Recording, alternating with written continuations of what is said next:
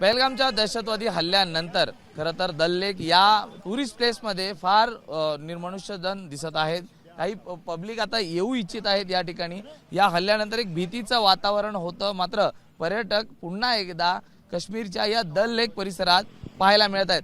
माझ्यासोबत एक कुटुंबीय आहेत, ते गुजरातवरून आलेले आहेत। आपण त्यांच्या नेमक्या भावना काय आहेत ते जाणून घ्या। सर, क्या कहेंगे, कश्मीर आए हो?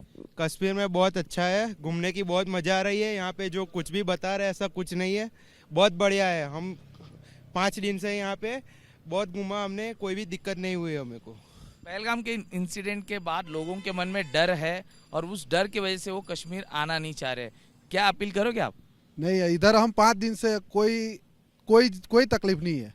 सब लोग बेस्ट आराम से घुमा, सब जो भी आना चाहते हैं वो बिंदास आ जाए।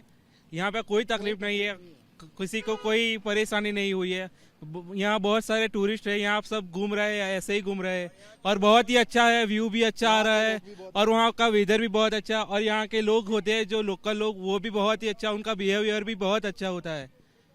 आपण ऐकतोय की हे कुटुंबीय आहेत आणि ते स्वतः सांगतायत की काश्मीरी जे मेहमान नवाजीसाठी ओळखले जातात, आज तेच काश्मीरी पुन्हा एकदा देशभरातील लोकांना बोलवतायत की झालेला इन्सिडेंट, जो घडलेली घटना आहे त्याचा निषेध केला जातोय। त्याला कुठेही पाठीशी घातलं जाणार नाहीये।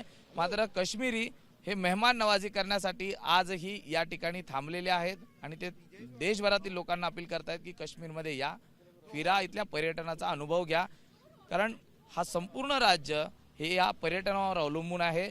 आणि आज जर आपण परिस्थिती पाहिली तर हे शिकारा उभे आहेत, जे कर्मचारी आहेत ते या ठिकाणी बसून आहेत।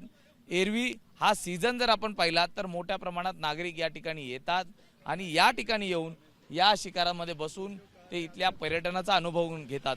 मात्र पहलगामच्या घटनेनंतर कुठेतरी पर्यटकांनी पाठ फिरवल्यामुळे आज हे सर्व शिकारा चालक हे या ठिकाणी बसलेले आहेत, बेरोजगार आहेत। त्यामुळे पर्यटकांना, सर्वच या ठिकाणी येणारे जे पर्यटक आहेत ते देखील आवाहन करतायत की काश्मीरमध्ये पुन्हा एकदा पर्यटनसाठी यावं। जर्नलिस्ट अनिल संगारेसह मी सूरज सावंत, एबीपी माझा, श्रीनगर। एबीपी माझा, उघडा डोळे बघा नीट।